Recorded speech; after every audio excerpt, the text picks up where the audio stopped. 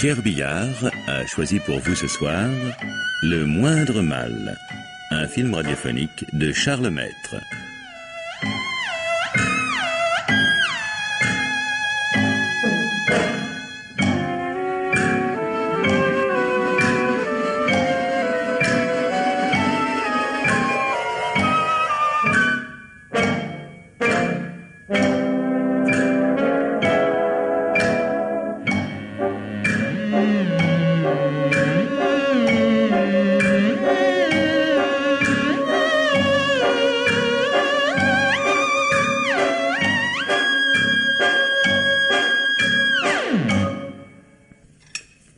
Ton café, Gaston. Gaston. Ton café. Ah oui, merci. À quoi tu penses? Tu es encore là-haut, hein? Sur la falaise? Ouais. Est-ce que tu peux être têtu quand même? Tu es plus fort que moi, j'arrête pas d'y penser. Tu veux que je te dise? Tu prends tes désirs pour des réalités. Tu te dis que c'est un crime parce que tu voudrais que ce soit un crime. Et pourquoi je le voudrais? Qu'est-ce que ça me rapporterait? Oh, est-ce que je sais? De l'avancement, peut-être bien. Je suis commissaire adjoint depuis 1 an, j'ai rien à attendre avant des années. Pourquoi tu fais du zèle, alors? Mais je fais pas du zèle, je réfléchis, ça fait partie de mes attributions. Tes attributions, c'est de suivre les ordres. Oui. Ben justement, tu parles sans savoir, laisse-moi réfléchir. Tu regardes trop la télé, ça te monte à la tête. Nous sommes à Dieppe, mon madame, pas à Chicago. Des assassins, il y en a partout, pas besoin d'aller à Chicago. Et dans la vie, c'est pas comme à la télé. On les attrape pas toujours. Depuis 5 ans que nous sommes ici, il en est tombé combien de la falaise, hein? Une bonne dizaine au moins. Des touristes, oui, des imprudents. Geneviève Brémond, elle la connaissait par cœur, la falaise. Et puis, il n'y a pas de traces, oublie pas ça. Toi et tes traces. Qu'il ait plu la veille, que le terrain était glissant, je veux bien, mais raison de plus, ça laisse des traces, une glissade. Et si elle a sauté? Si elle s'est suicidée? C'est pas impossible, mais je crois pas. Pourquoi? À cause des autres. Ils ont trop peur. Si elle s'était suicidée, ils seraient d'accord et ça se verrait. Bon, mais qui alors? Et pourquoi? T'as bien une idée quand même. Oui et non. J'en ai plusieurs. Lui, peut-être. Il était à Paris. Ah non, pardon. On l'a vu rentrer chez lui à 7h30, mais c'est tout. Il a très bien pu ressortir. Et avec son bolide, il avait tout le temps d'arriver. Bon, très bien, il aurait pu. Mais veux-tu me dire pourquoi il l'aurait tué, hein? Ils étaient séparés depuis plus d'1 an. Et le divorce allait être prononcé. Justement. Quoi, justement? Il allait être prononcé assez tard, le divorce. Il aurait dû lui laisser la propriété et lui verser une forte pension. Maintenant, il les quitte. Il garde tout et il paie rien. Qu'est-ce que ça pouvait lui faire de payer? Il est riche à millions, vraiment. Oh, ça, on l'est jamais trop, d'abord. Et puis n'oublie pas qu'elle n'avait que 35 ans, sa femme. À raison de 2 ou 3 000 francs par mois, ça pouvait faire un sacré briquet. Quand même, t'as beau dire, tout ça va pas très loin. Oh, je dis pas que c'est forcément un crime. Mais, faut voir. Ils ont trop peur et ça cache quelque chose. Et qu'est-ce que tu vas faire maintenant?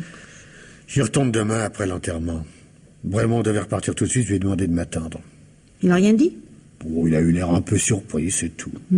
Tu prends ça sur toi ou bien tu as des ordres? Non, le patron est au courant, il m'a demandé d'y aller doucement, mais il est d'accord. Dommage que je puisse pas t'accompagner, tiens.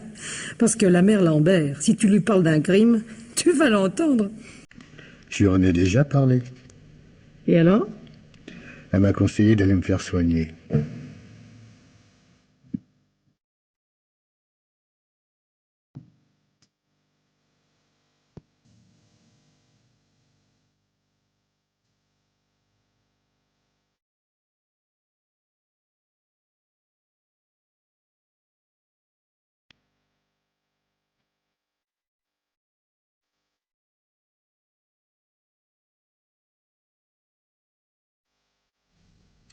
Alors bon, encore ce policier. Un jour comme aujourd'hui. Il peut même pas laisser les gens tranquilles.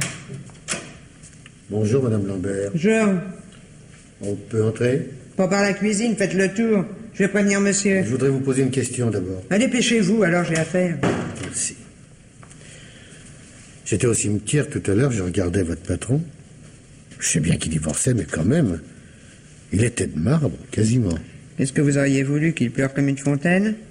Sa famille, lui, c'était fini, elle est morte. Il est venu l'enterrer, voilà tout. Oui. Enfin bref, personne n'a l'air de la pleurer beaucoup, Madame Brémond. Peut-être bien qu'elle le méritait guère, qui sait. Qu'est-ce que vous lui reprochiez? Oh, moi je suis pas là pour faire des reproches. Du moment qu'on me laisse travailler à ma guise, hein. Ça va. Vous vous entendiez bien avec elle? Coup-ci, coup-ça. S'il n'y avait pas eu la petite, probable que je serais pas resté 10 ans. 10 ans que vous êtes là? Eh oui. Quand je suis arrivé, elle avait tout juste 12 ans. Et qu'est-ce qu'elle va faire maintenant? Reprendre ses études, probablement. Et vous? J'en sais rien encore. On verra. Si monsieur garde la maison, je resterai peut-être. Sinon, j'irai vivre avec ma sœur. Oh, pas que ça m'enchante. Mais enfin... Est-ce qu'elle avait du bien, Madame Brémond? Oh non, pas que je sache. Les gens racontent qu'elle s'était mariée par intérêt. Oh, les gens, ils racontent n'importe quoi, surtout ceux qui savent rien. Elle avait la petite à sa charge, d'accord. Mais au début, ils étaient très amoureux. Ça n'a pas duré, voilà tout. Combien? 2 ans. Même pas. Et la faute à qui? On va pas à lui, toujours. Il savait pas quoi faire pour la rendre heureuse. Et plus il en faisait, moins elle était contente. Ça peut paraître drôle, mais je crois qu'elle était comme ça. Au fond, chagrine de nature. Vous voulez dire qu'elle était neurasthénique, c'est ça? Si vous voulez, oui. Elle était malsaine. Bon. Mais vous venez de dire qu'au début, elle était amoureuse. Il a bien dû se passer quelque chose, quand même, non? Rien que je sache. Bon, alors, un couple qui se défait, il y a forcément une raison, d'un côté ou l'autre, mais enfin... il a peut-être eu des aventures, votre patron, non? Alors là, c'est bien simple. Je vais vous dire, puisque vous allez le voir, vous en profiterez pour lui demander. Ouais. J'insiste pas pour l'instant, mais... Marc, est-ce que nous avons... Oh, encore vous. Eh oui. Bonjour, mademoiselle. Au cas où vous ne le sauriez pas, je vous signale que nous rentrons d'un enterrement. Mais j'ai rendez-vous avec monsieur Brémond. Ah bon? Ces dames voudraient de la crème, Marthe. Vous en avez? Oui, allez. Je vous l'apporte. Mademoiselle Cordier, Quoi encore? vous avez du monde, je suppose. Du monde, c'est beaucoup dire, la famille est plutôt réduite. Vous voulez que je vous présente? Je voudrais vous poser une question, puisque vous êtes là. Nous pourrions peut-être... Profitez de l'aubaine. Portez-leur la crème, Marthe. Je tiens compagnie à monsieur. Bon. Mais, mademoiselle, l'asticotez pas trop, quand même. Je parie que je la connais, votre question. Vous allez me demander si j'ai poussé ma sœur de la main droite ou de la gauche. Mademoiselle, j'aimerais savoir pourquoi vos yeux sont secs. Vous dites? Votre sœur a remplacé votre mère, elle vous avait élevé. Tout à l'heure, au cimetière, vous n'avez même pas pleuré. Ça ne se commande pas, les larmes. Peut-être que j'aurais bien voulu. Que voulez-vous dire? Rien, ça ne vous regarde pas. Ma sœur est tombée, personne ne l'a poussée. Qu'allez-vous faire maintenant? J'en sais rien. Reprendre mes études. Vous les avez arrêtées? Pourquoi? Parce que ma sœur divorçait. Parce qu'elle avait décidé de rester ici à demeure et parce qu'elle refusait de me laisser seule à Paris. Ça vous suffit, oui? Vous êtes majeur. Et l'argent? Ça coûte, les études. Pourquoi ce divorce? Vous le savez? Non. Ma sœur me détestait, je n'ai jamais été sa confidente. Et maintenant, laissez-moi tranquille, vos questions ne riment à rien, elle est tombée accidentellement. Vous ne pensez pas qu'elle aurait pu se suicider? Si je vous dis oui, ça changera quoi? Cela ne vous empêchera pas de penser à la troisième possibilité, je suppose. Mais pourquoi dites-vous que votre sœur vous détestait? Elle détestait tout le monde. Elle a peut-être remplacé ma mère, comme vous dites, mais elle ne me l'a jamais pardonné.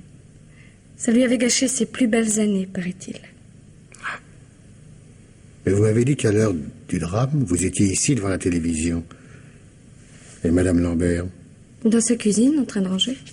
Est-ce que vous l'auriez vue si elle était sortie? Ce n'est pas la peine de prendre des chemins détournés, je vais vous répondre en vrac. Si ma sœur avait été assassinée par Marthe ou par moi, vous ne pourriez jamais le prouver. Jamais. Ça existe, les crimes parfaits, vous savez. Les crimes, peut-être, mais pas les assassins. Il y a la mémoire, heureusement. Quoi, la mémoire? J'ai prévenu monsieur. Il vous attend. Merci, je viens. Que voulez-vous dire avec votre mémoire?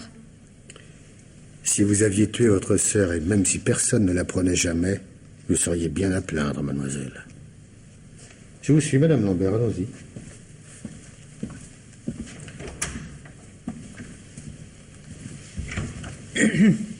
Ça vous amuse de lui faire peur? Oh, il en faudrait plus que ça. Les gosses d'aujourd'hui, pour leur faire peur, faut se lever de bonne heure.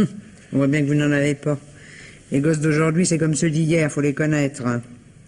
Et les aimer. Les aimer, d'accord, mais vous m'empêcherez pas de penser qu'à celle-là, il a quand même manqué une bonne fessée de temps à autre. On n'est pas toujours facile, je le reconnais. Mais c'est une brave gosse. Il lui a surtout manqué un père. C'est pas sa faute. Et votre patron, alors? Bah, quand il s'est marié, la petite avait 12 ans. Pour les fesser, c'était un peu tard. Hein. Entrez. Le commissaire Dubec, monsieur. Merci, Marc. Bonjour, monsieur Brémond. Bonjour, commissaire. Mais asseyez-vous, je vous en prie. Merci. Je suis navré de vous déranger un jour comme aujourd'hui, mais... Non, laissons cela. Je dois être à Paris ce soir, c'est très bien ainsi. Je vous écoute. Et voilà. J'aimerais que vous me parliez un peu de votre divorce. De mon divorce? Oui. Que voulez-vous que je vous en dise? Notre ménage marchait mal depuis des années, c'était devenu sans espoir. Je me suis résolu à divorcer. Oui, bien sûr. Bien sûr. Vous aviez peut-être l'intention de vous remarier? De me remarier? Non. Ah, c'est la raison de presque tous les divorces. Ce n'est pas la raison du mien. Ah. Vous avez bien... Je sais pas... Vous avez bien une petite amie, quand même. Pardon? Enfin, une maîtresse, disons. Et alors? J'aimerais savoir si votre femme était au courant. Écoutez, commissaire, je ne refuse pas de vous répondre. Mais je voudrais comprendre. Qu'est-ce que ma maîtresse, en admettant que j'en ai une, vient faire dans tout ça?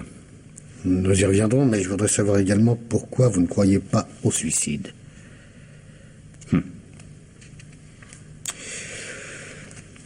Parce que j'étais absent. Et alors? Tant qu'à se suicider, je pense que ma femme se serait arrangée pour me faire incriminer. Je sais bien que mon alibi n'est pas fameux et que vous me soupçonnez quand même, mais... elle aurait pu faire beaucoup mieux, croyez-moi. Je ne comprends pas. Il y a 2 ans, un jour que nous étions sur la falaise, elle a failli sauter sous mes yeux. J'ai eu très peur, je l'avoue. Et ça l'a fait beaucoup rire. Si je sautais, m'a-t-elle dit, tout le monde croirait que tu m'as poussé. Pourquoi? Comment pourquoi? On peut toujours croire, bien sûr, mais il faut quand même un semblant de raison. L'argent ne peut pas être automobile. Et pour la liberté, il y a le divorce. La preuve. Heureux de vous l'entendre dire, mais ça n'empêche pas les soupçons, visiblement. Disons que vous faites partie des suspects. C'est pas tout à fait la même chose. Désolé, mais la nuance m'échappe. Que vouliez-vous savoir d'autre? Le nom et l'adresse de votre maîtresse. Pardon? Non, je n'aurais certainement pas besoin de cela, mais... Non, jamais. écoutez, commissaire, je... Non, le nom et l'adresse, simplement, je vous en prie. Et si je refuse? Vous refusez? Non, mais... tout de même, je voudrais comprendre. Irène Vandrel, 13 avenue de Messine. Je vous remercie, monsieur Brémond.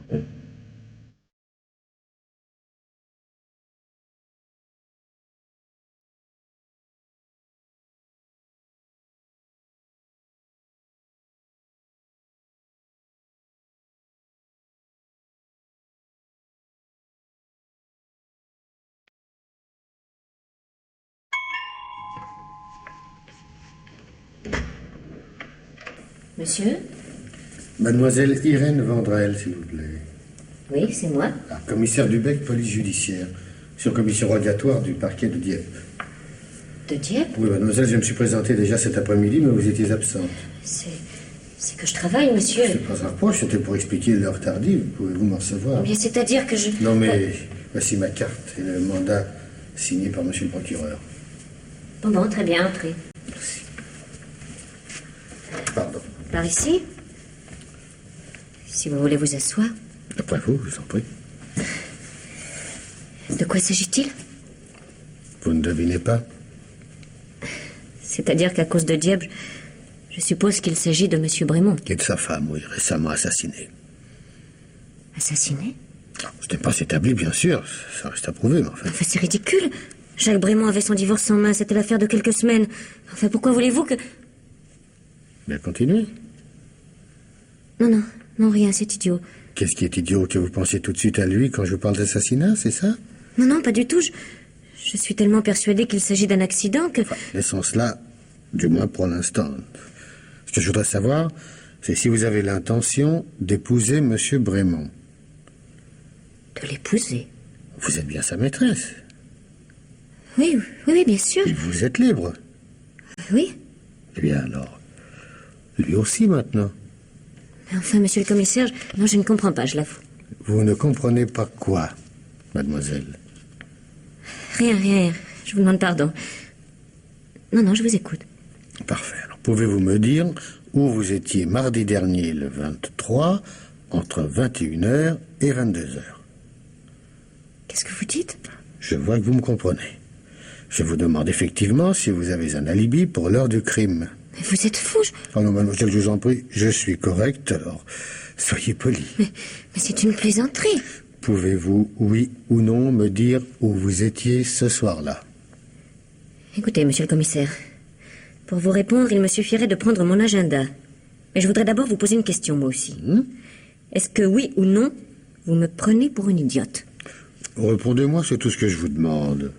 Mon Dieu, je vais vous le dire, mais je vous jure que... Ah, ça, alors, je m'en souviendrai. Samedi 20, dimanche, lundi... Voilà, mardi 23, René Clair. Pardon? Oui, je note toujours dans mon carnet les films que j'ai l'intention de regarder. Mardi 23, j'étais ici, chez moi, devant mon poste de télévision. Seul? Non, monsieur, justement pas. Eh bien, tant mieux. Monsieur Brémond, peut-être? Pas du tout. Ah bon? Alors, dans ce cas, je vais devoir vous demander... Non, monsieur. J'étais ici en compagnie d'un ami. Mais je ne vous donnerai certainement pas son nom. Parce que... Parce que ça suffit comme ça. Dans ce cas, je regrette, mais vous allez devoir m'accompagner, mademoiselle. Vous accompagnez? Oh, jusqu'au commissariat de votre quartier, simple garde à vue, rassurez-vous. Enfin, pour commencer. Enfin, je rêve. Je suis navré, mais un alibi incontrôlable n'est pas un alibi. Mais il n'y a rien d'incontrôlable. Je le prouverai quand je le voudrai. Eh bien, c'est parfait. Vous serez relâché dès que ce sera chose faite. Vous parlez sérieusement? Je ne sais pas plaisanter. Vous voulez dire que vous me soupçonnez vraiment d'avoir tué Geneviève Brémond? Sans alibi, vous êtes suspecte. Mais c'est insensé. J'étais ici, je vous le jure. Le nom de votre ami. Mais enfin, pourquoi? Pourquoi est-ce que j'aurais tué cette femme, hein? Excusez-moi, mais ce n'est pas de mon ressort. Pour l'instant, vous allez m'accompagner. Non, attendez, Oui, je vais vous donner le nom de mon ami, c'est entendu, mais...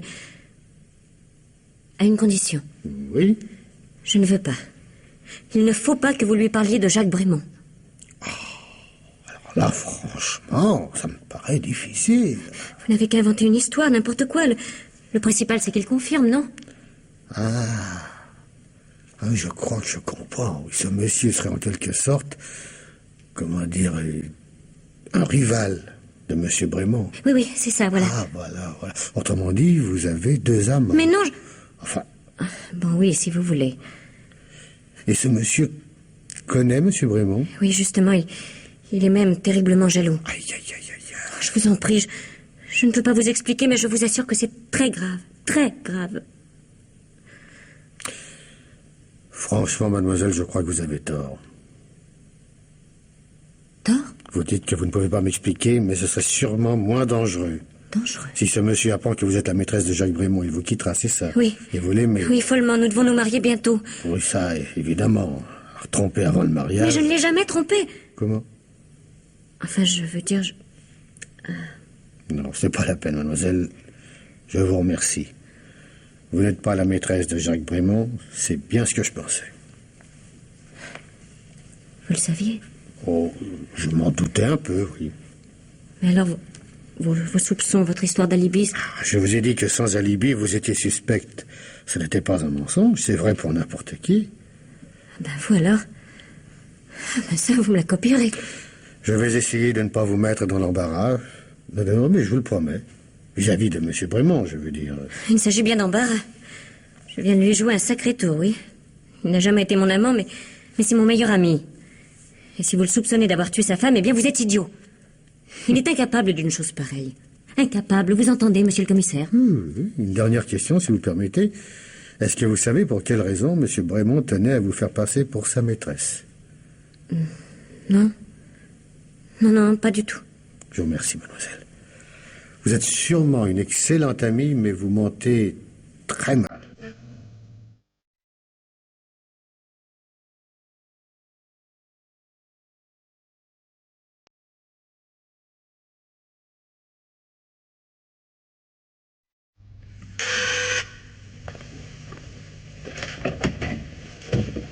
Monsieur?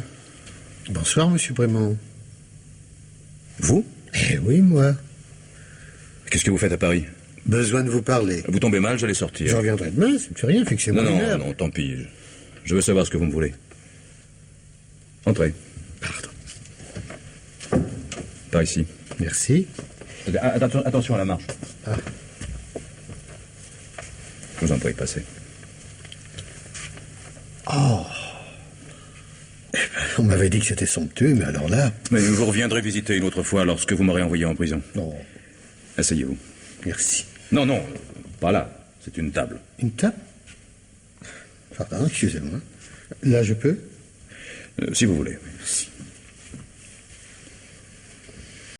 Et je vous écoute. Et bien voilà, je crois que nous pourrions parler utilement, mais à condition de déblayer un peu. J'arrive tout droit de chez mademoiselle Vandrel. Ah? Très jolie femme. Très sympathique aussi. Eh bien? Je lui avais conseillé, dans votre propre intérêt, de ne pas vous prévenir. Je constate avec plaisir qu'elle ne l'a pas fait. Au fait, voulez-vous? Oui, voilà. Lorsque vous m'avez parlé d'elle, vous m'avez dit que vous n'aviez pas l'intention de l'épouser. Et alors? Mademoiselle Vandrel semble persuadée qu'elle va se marier bientôt. J'ignore à qui vous avez menti.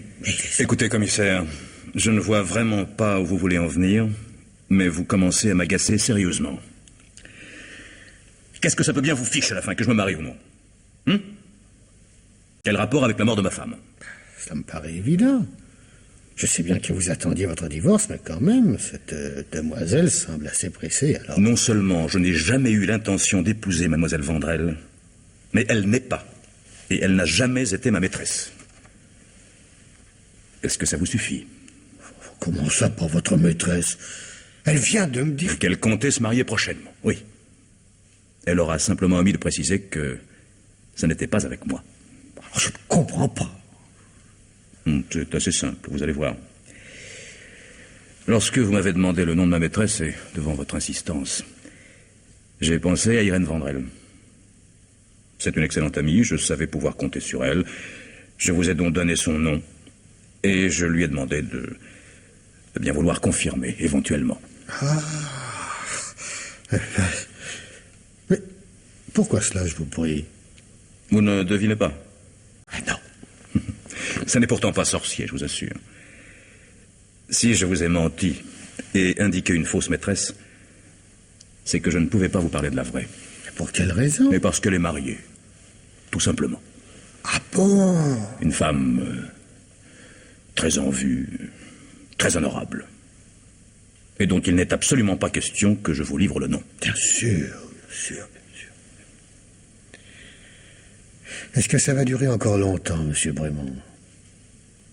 Pardon? Que vous ayez voulu me tromper, je peux le comprendre, je ne vous en veux pas, mais c'est raté. Vous n'avez pas de maîtresse, du moins je ne le pense pas. Vous n'en êtes pas sûr? Non, mais je ne le crois pas. Et vous allez voir que c'est tout à votre honneur. À mon honneur? Oui, nul n'est responsable de ses sentiments, ça ne se commande pas. Que vous soyez amoureux de votre belle-sœur n'est pas un crime. Vous dites? Si vous étiez son amant, par contre, ce serait différent. Écoutez-moi bien, monsieur Brémond. Je suis allé chez mademoiselle Vandrel afin de pouvoir vous convaincre plus rapidement et que nous parlions d'homme à homme. Si vous refusez, je m'en vais, je peux très bien me passer de vous. Et qui vous a dit? Personne. Mais j'ai des yeux pour voir et je vous assure que c'est suffisant. Cécile n'est pas ma maîtresse. Je viens de vous dire que je ne le croyais pas.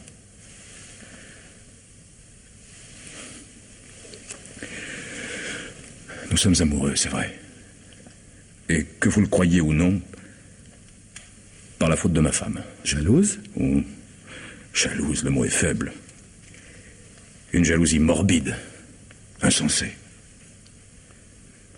La petite avait 12 ans.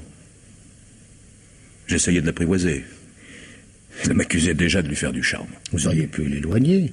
Nous l'avons mise en pension durant 3 ans, de 15 à 18 ans. Mais il était trop tard, le mal était fait. Ah bah, pour ma femme, je veux dire. Comment ça? Elle était obsédée, littéralement. Elle n'arrêtait pas de me faire des scènes. Quand je parlais de Cécile, elle devenait comme folle. Mais quand je n'en parlais pas, c'était pire. Elle m'accusait de ne penser qu'à elle, de vivre pour elle, et en l'attendant. Elle est allée si loin qu'un jour, sur un coup de colère, j'ai fait rentrer la petite. Et alors? Elle avait 18 ans. Plus rien d'une enfant. Et l'éloignement n'avait rien changé. À force d'entendre à chacune de nos visites les allusions et les soupçons de sa sœur, elle avait fait une fixation sur moi. Un beau jour, ma femme s'étant montrée particulièrement odieuse, Cécile s'est déclarée. Et je me suis aperçu alors que votre femme avait raison. À ce moment-là, oui, mais pas avant. Ce sont les fantasmes de ma femme qui nous ont amenés là, uniquement. Quand je me suis marié, j'étais amoureux d'elle, de ma femme. Cécile n'était qu'une gosse. Et maintenant? Quoi maintenant? Votre femme est morte. Vous êtes libre. Qu'allez-vous faire? Si je le savais déjà, que diriez-vous? Que j'avais prévu cette disparition, probablement. Vous avez en tout cas prévu votre divorce. Il est en route depuis 2 ans. Que comptiez-vous faire après? Travailler. Travailler? Qu'est-ce que vous croyez, au juste? Que j'ai passé 10 ans de ma vie à attendre qu'une petite fille grandisse?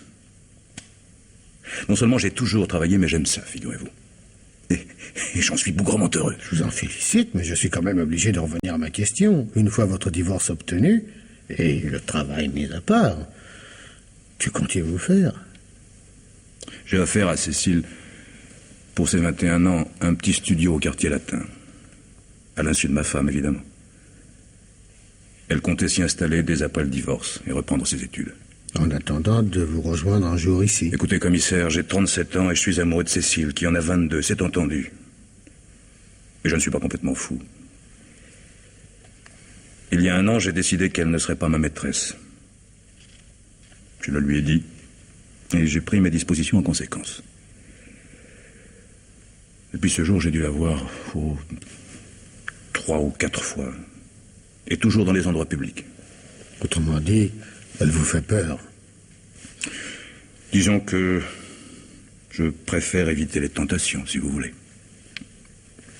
Pourquoi la repoussez-vous? Les principes, la morale? Vous n'allez peut-être pas me croire, mais c'est beaucoup plus simple. Parce que je l'aime.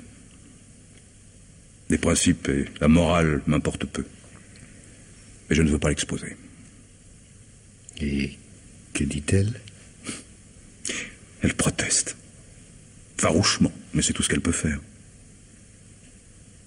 En êtes-vous bien sûr, monsieur Brémond? Pardon?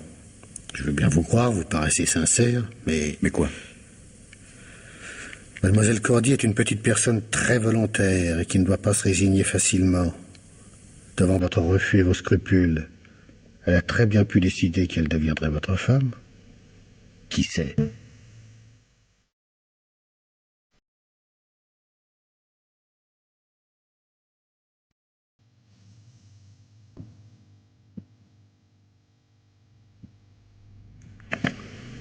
Dis, Gaston. Comment tu avais deviné que c'était pas sa maîtresse, la fille de Paris? Hein? Ah. Oh non, écoute, Élise, j'étais sur le point de m'endormir. Tant pis. Ça t'apprendra à me raconter des histoires. Mais quelles histoires? Tu n'as pas arrêté depuis le début. Moi, je suis pas méfiante, je t'écoute. Mais il y a quand même des limites. Mais qu'est-ce que...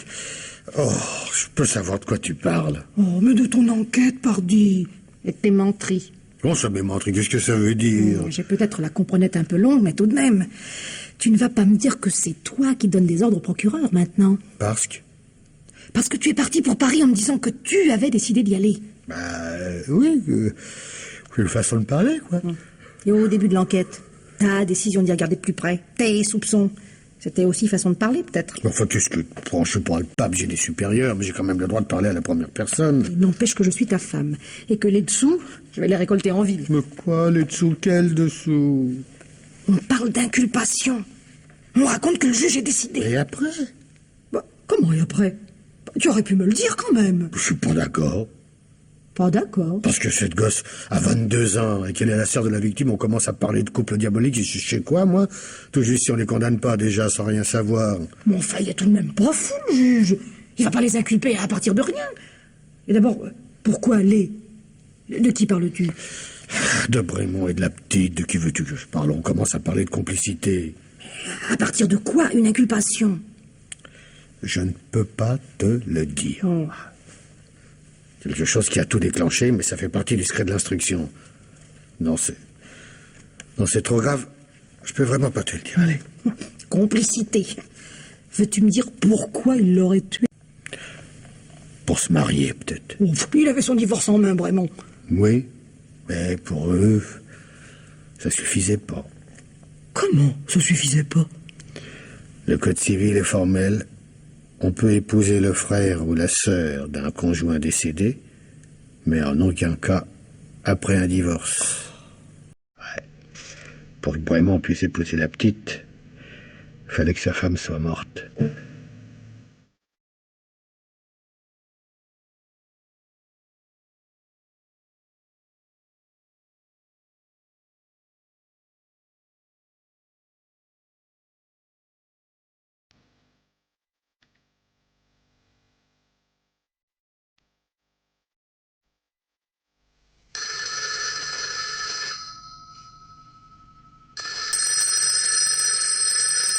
Répondez, Marthe, voulez-vous? Je ne suis pas là. Bon. Allô? Allô, oui? Ah non, monsieur le commissaire. Non, monsieur n'est pas là. Ni mademoiselle, d'ailleurs. Bah oui. Mais vous aviez dit 5 heures. Oh, ben j'en sais rien, moi. Mademoiselle est allée à Dieppe et monsieur est sorti à pied. Ils seront sûrement là pour 5 heures. Mais avant, je sais pas. Bon. Bon.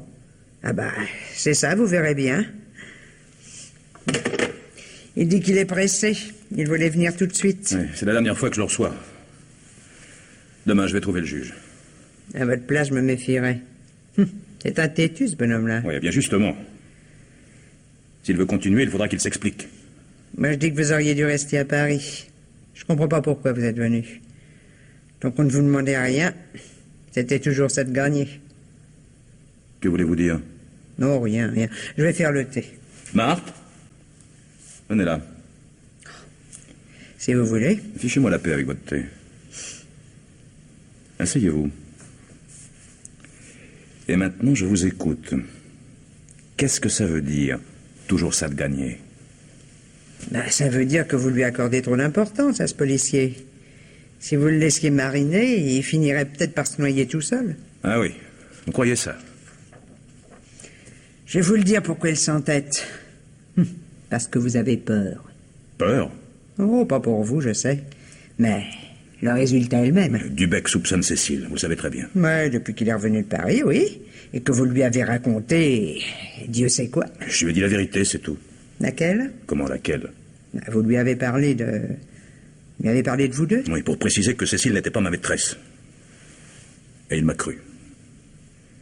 Malheureusement, ça se retourne contre nous. Ben, comment ça? Oh, un argument juridique. Une loi peu connue mais très importante.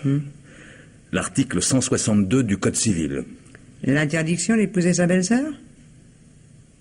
Comment vous connaissez cette loi?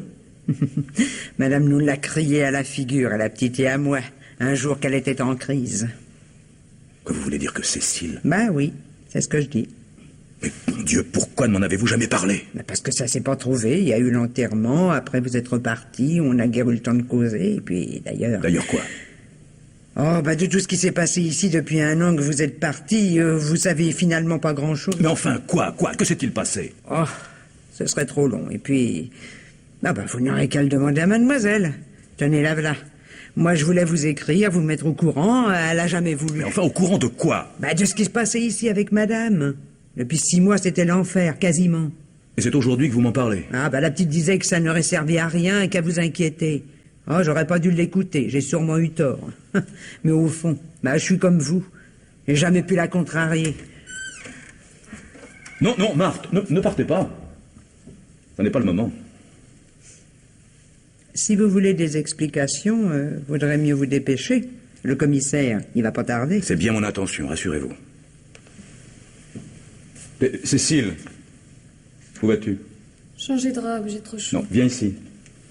J'en ai pour 1 minute. Viens ici, je te dis. Le commissaire a téléphoné qu'il arrivait plus tôt. Et alors? Marthe vient de m'apprendre que depuis 6 mois, votre vie était un enfer. Pourquoi ne m'as-tu jamais rien dit? Ah, ma pauvre Marthe. C'est difficile de tenir sa langue. Hein? Mais ça n'est pas la peine de t'en prendre à Marthe, elle n'y est pour rien. J'ai simplement découvert qu'elle connaissait l'article 162 du Code civil, figure-toi. Et j'ai appris par la même occasion que toi aussi tu le connaissais. Ce n'est pas un crime tout de même. D'ailleurs, si je comprends bien, tu l'ignorais pas non plus. Bon. Si c'est pour vous disputer, vous n'avez pas besoin de moi. Je vais faire le thé.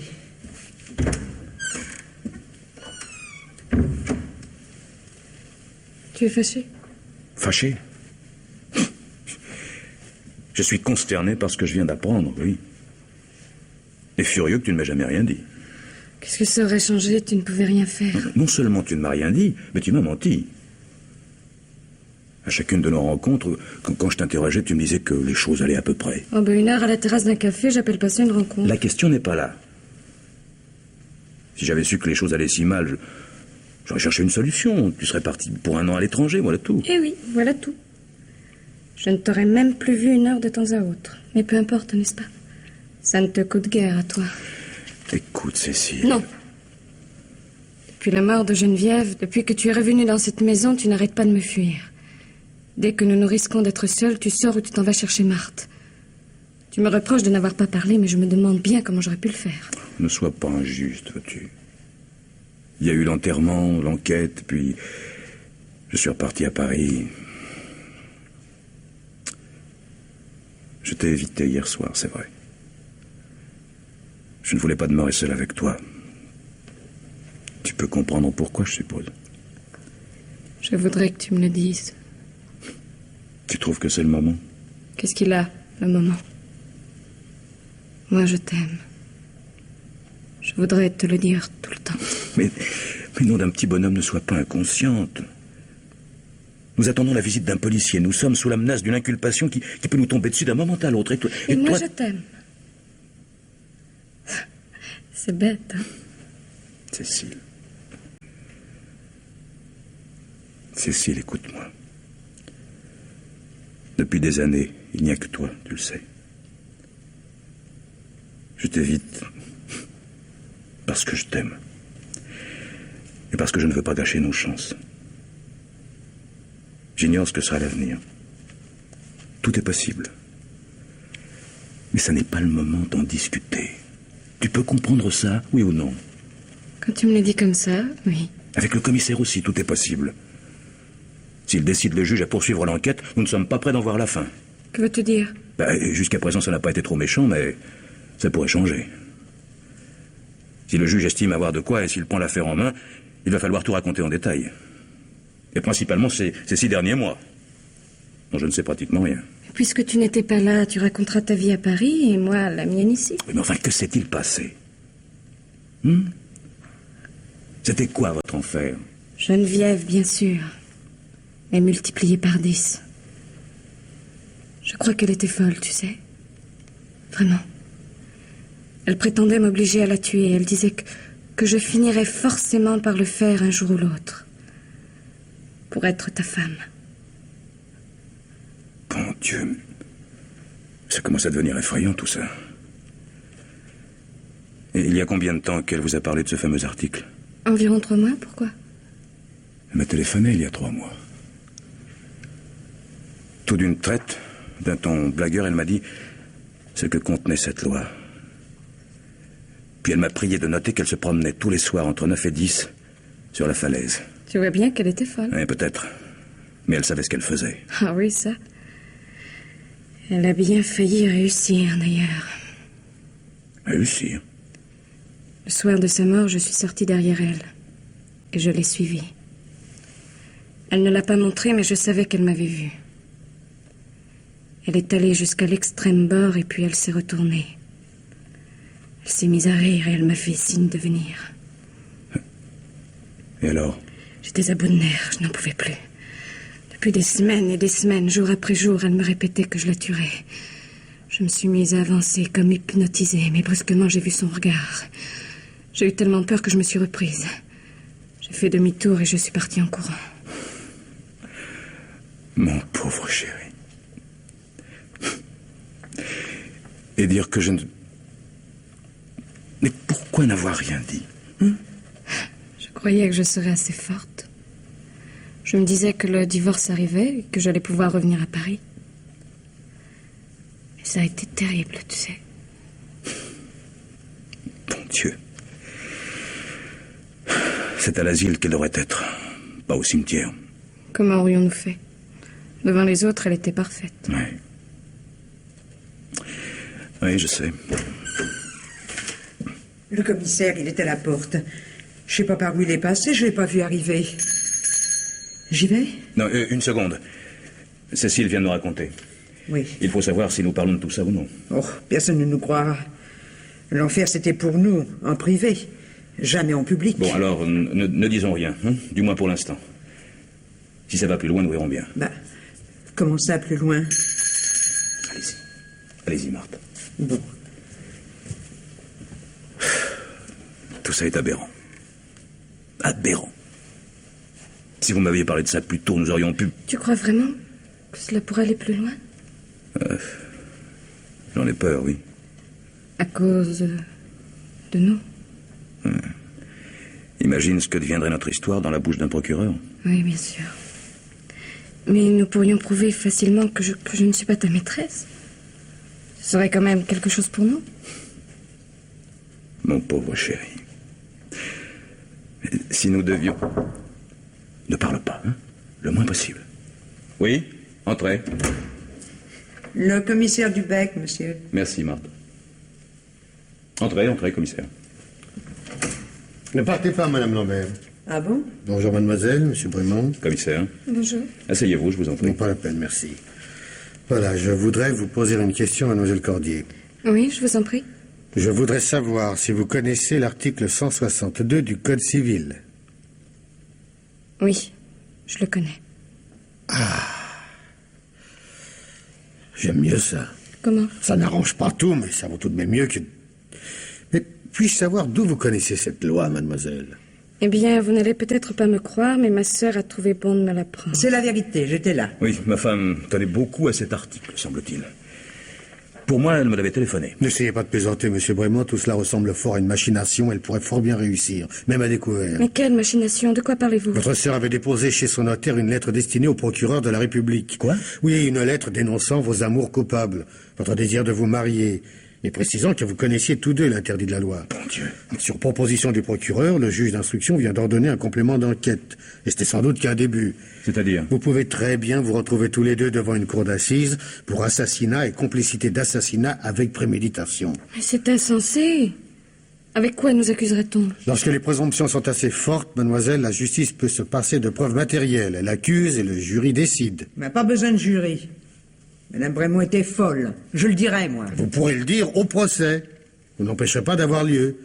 Et ce sera votre parole contre celle d'une morte que tout le monde tenait pour normale. Vous voulez vraiment dire que Qu'on risque d'arrêter monsieur et mademoiselle? Bon, ça, c'est presque sûr. C'est pas vrai, monsieur. J'ai bien peur que si, Marthe. Bon. Alors écoutez.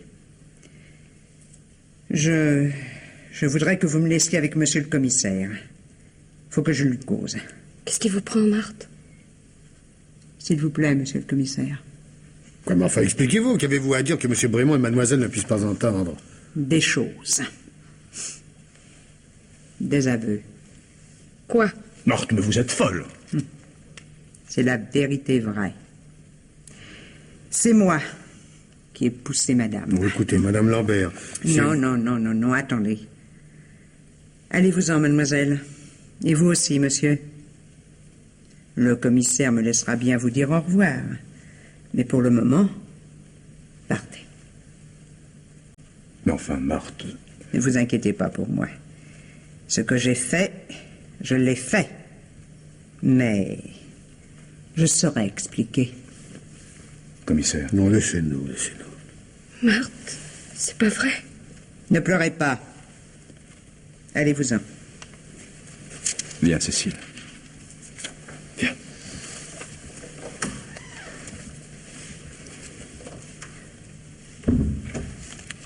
Madame Lambert, écoutez-moi bien. Si ce n'est pas vous, et si vous croyez les sauver, ne faites pas ça. Vous ne convaincrez personne. C'est la vérité. Je vais vous dire. Vous verrez bien. Allez-y, alors. Je ne vais pas vous raconter 10 ans de vie. Du moins pas maintenant. Madame Brémond était folle.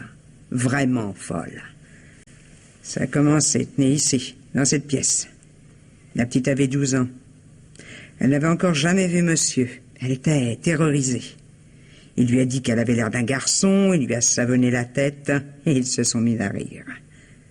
Et moi, brusquement, j'ai vu madame. Elle était blanche, les lèvres pincées, elle les regardait.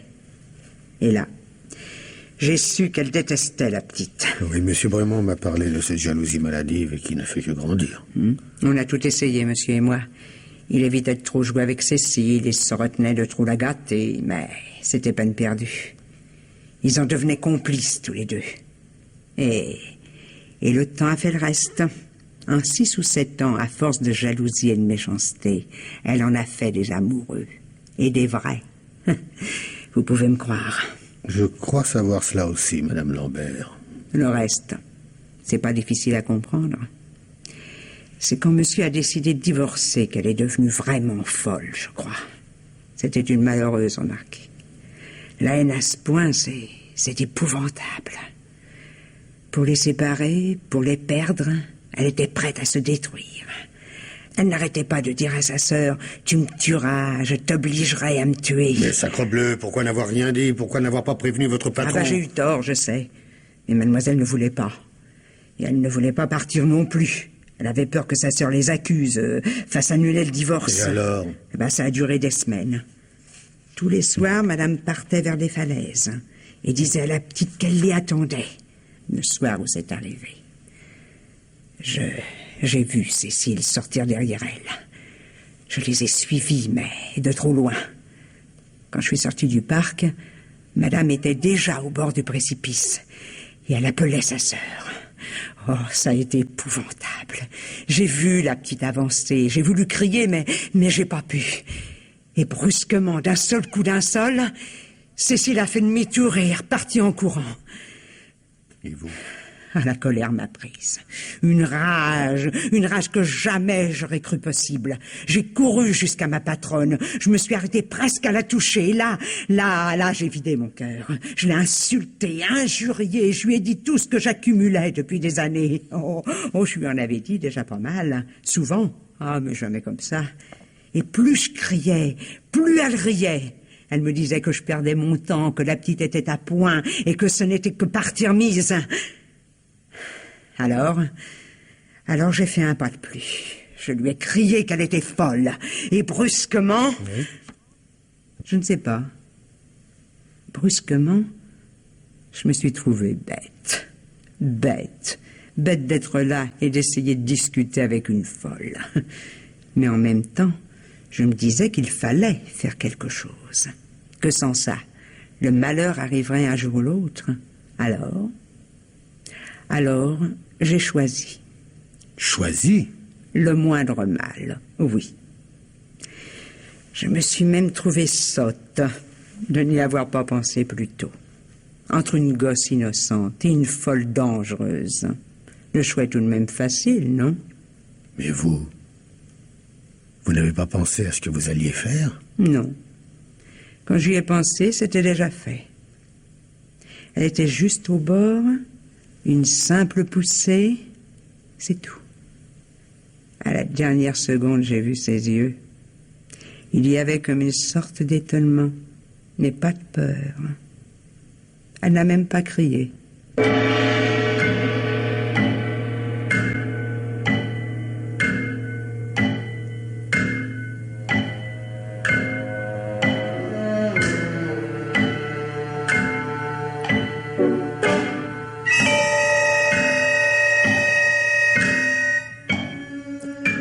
Pierre Billard vous a présenté ce soir Le Moindre Mal, un film radiophonique de Charles Maître, avec Jean-Claude Michel, Florence Blot, Maurice Chevitte, Joël Fossier, Paulette Frantz et Edith Loria. Prise de son Françoise Brochard, collaboration technique Michel Boulaine, bruitage Jean-Jacques Noël, assistante Suzanne David, réalisation Pierre Billard.